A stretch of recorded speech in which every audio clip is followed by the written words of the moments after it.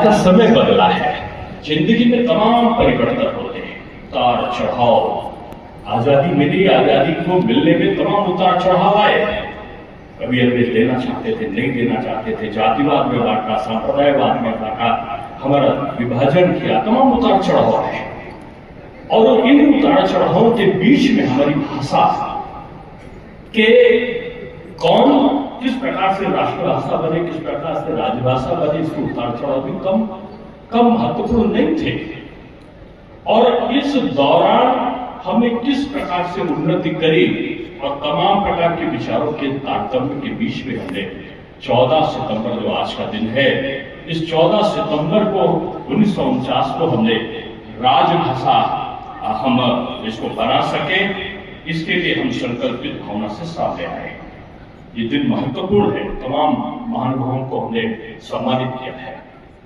हम सुनते आए, निज भाषा उन्नत है सब उन्नत को बोल। कभी कहता था कि जिसको न निज गौरव न निज देश पर अभिमान है, वो नर नहीं नर पशु निरा है और मृतक समान है। हम कैसे देश पर अभिमान करेंगे? गुजरात में हिंदी भाषा का उन्नयन के लिए 4 लोगों का बड़ा भारी योगदान है।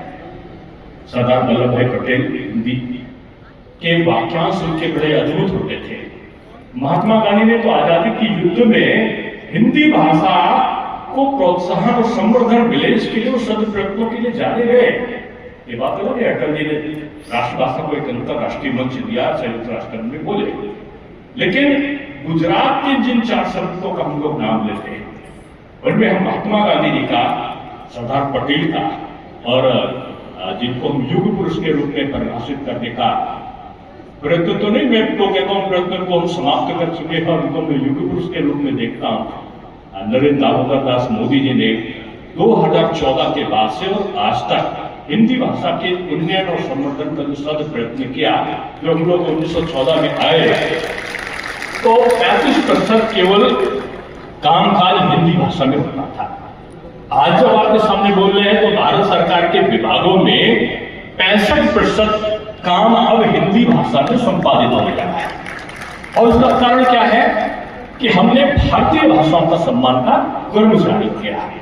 भारत की जो अवसंरचना है, प्रगति की संरचना का, चाहे वो अर्थ प्रबंधन हो, चाहे वो हमारे विभिन्न प्रकार के नौ प्रयोग और नौ प्रयत्न हो, सबने अपनी भाषा का अब तेजस्वीमान बनना है।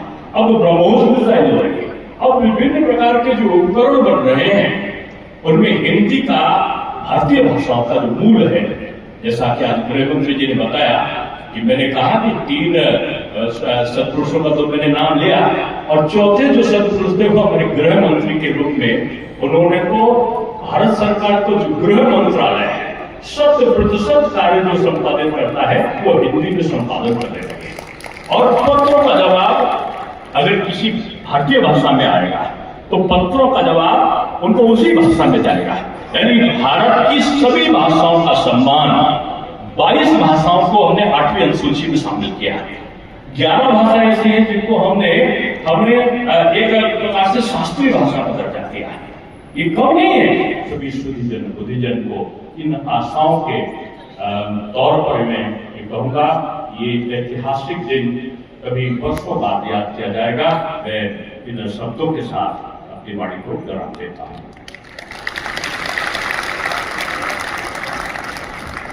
बहुत बहुत धन्यवाद आदरणीय दिनेश शर्मा जी।